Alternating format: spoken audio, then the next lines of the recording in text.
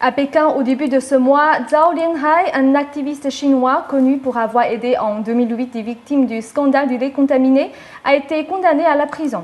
Lundi 22 novembre était le dernier jour où Zhao pouvait faire appel de sa condamnation, mais ses avocats ont déclaré qu'ils n'avaient pas pu le rencontrer et qu'on avait affirmé que Zhao ne voulait pas leur aide. C'était lundi, le dernier jour où l'activiste chinois Zhao Lianhai devait faire appel de sa condamnation à 2 ans et demi de prison. Un tribunal de Pékin l'a accusé, je cite, d'incitation au désordre social, après avoir réuni les victimes du scandale du lait contaminé en Chine. Mais lorsque les avocats de Zhao, Li Fangping et Pan Jian, se sont rendus lundi en prison pour l'aider à faire appel, ils ont été renvoyés.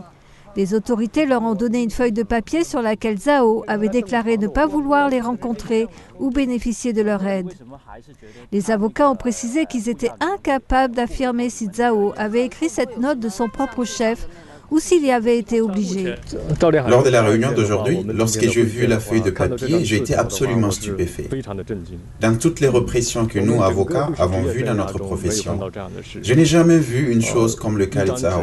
2 messages sur des feuilles de papier qui interdisaient aux avocats de rencontrer leurs clients. La note a fait l'effet d'un choc aux avocats, en partie parce que lorsque Zhao avait été condamné le 10 novembre, son épouse a déclaré au groupe Human Rights en Chine que Zhao, en colère, avait contesté la décision. La note est aussi survenue alors que les avocats de Zhao ont été soumis à une pression intense de la part du régime chinois parce qu'il s'occupait de l'affaire. Nous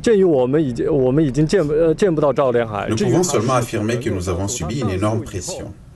L'avocat Peng Jian a disparu pendant 2 jours et la police m'a suivi. Dans le cas de Zhao Lianhai, je crois que tout se fait en violation du système légal de Chine. Zhao a d'abord été arrêté en décembre dernier après avoir organisé une rencontre avec les familles dont les enfants ont été victimes du lait contaminé par de la mélanine chimique. Amnesty International a condamné le régime chinois pour la condamnation de Zhao, le nommant, je cite, « un homme que le public chinois considère à juste titre comme un protecteur des enfants et non un criminel ».